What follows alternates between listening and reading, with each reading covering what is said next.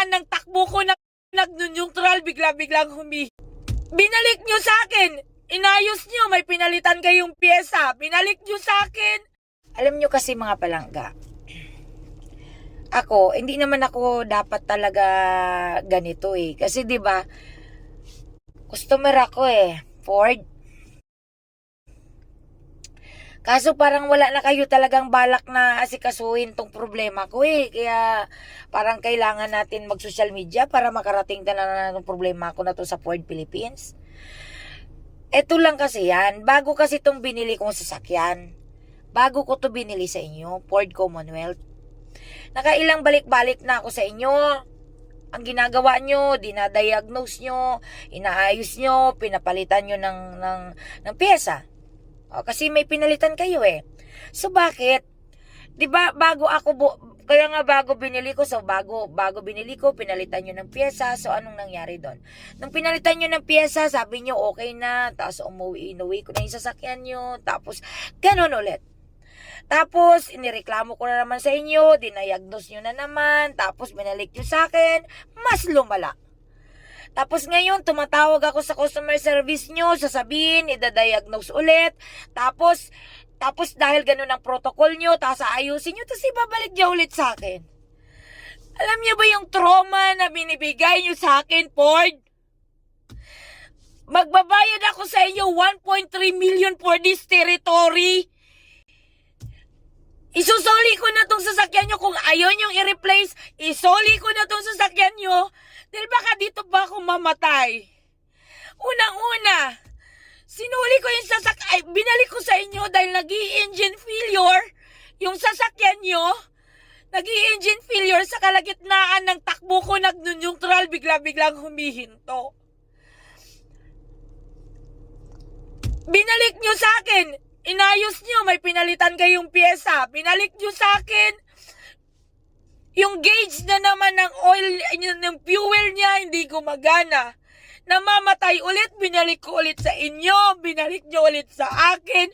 Binalik ko ulit sa inyo. Tapos binalik nyo ulit sa akin. Tapos tingnan yung sasakyan nyo nagre-reverse. Hindi siya pwedeng mag-reverse ng takbo habang nagdadrive ako dahil automatic yung sasakyan na to. Hindi siya pwedeng mag-reverse. Stress na ako sa inyo, Ford. Ako, in good faith ako na di ba dapat sinuli ko na yung sasakyan nyo, pero dahil gusto ko kayo bigyan ng second chance, ginawa ko ulit, binayaran ko ulit hanggang gumabot tayo ngayon. Tapos ngayon may insurance ako kiniklaim sa inyo. Gano'n ba katagal, Ford? Gano'n ba kayo? Di ba dapat after sales, dapat mas lalo yung, alam nyo yun, hindi ko dapat to ginagawa eh, pero grabe na ang stress ko, Ford. Dalawa ang kinuha ko sa inyo sasakyan. Ayan yung isa. Ayan. Anta nyo yan. Wild truck yan. Bakit wala naman ako problema dyan? Bakit ito lang naman ang inaano ko sa inyo eh? Grabe ng stress ko. Hindi ako magbabayad ng 1.3 million sa inyo para lang ganitong ibibigay nyo sa akin. Parang wala naman kayong pakialam. Tatawag ako sa inyo, tapos sasabihin nyo, idadiagnose lang. Ay, idadiagnose nyo pagbalik nyo sa akin. Lalong lumalala yung sasakyan. Tapos ibabalik ko, hindi nyo kukunin. Pag hindi ko kukunin, ako masisira sa bangko. Parang awa nyo naman.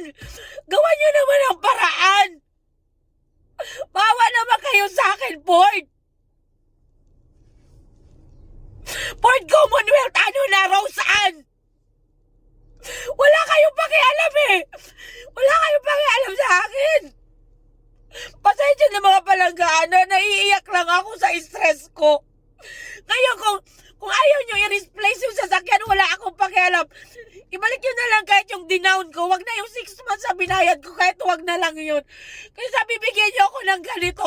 Territory brand new ang binili ko. Bakit parang mas malala pa yata sa second hand yung nabili ko? Ay, wala kayong balak. Hindi ko sinisiraan yung Ford. Wala akong sinisiraan lang. Ang inaano ko lang, bakit ganito yung nabili kong sasakyan sa inyo? Bakit ayaw nyo di ba? Hindi lang ito una, pangatlo na to. Binasa ko yung terms and condition nyo. Pagpabalik-balik na ang sasakyan sa inyo. At hindi basta-basta yung sira ng sasakyan nyo. Nag-i-engine failure yung sasakyan nyo. Nabinigay nyo sa akin. My God, Ford! Anong ginagawa nyo? Hindi nyo ba kayang gawa ng paraan? Tapos ibabalik ko sa service center nyo. Idadiagnose. Ibabalik nyo ulit sa akin. Ganun ulit. Kaya nga Ford ang pinili ko Diba? Kasi alam ko magandang klase. Kasi ayaw ko naman kumuha ako ng hindi maganda para sa akin kasi sarili ko. At alam niyo ba kung anong pinakamasakit? Dahil itong territory na to, regalo ko to sa sarili ko. Regalo ko to sa lahat ng paghihirap, pagsisikap ko sa buhay. Regalo ko sa sarili ko to. Tapos ito ngayon ang binigay nyo sa akin. My God, Ford, gawin nyo naman ang paraan.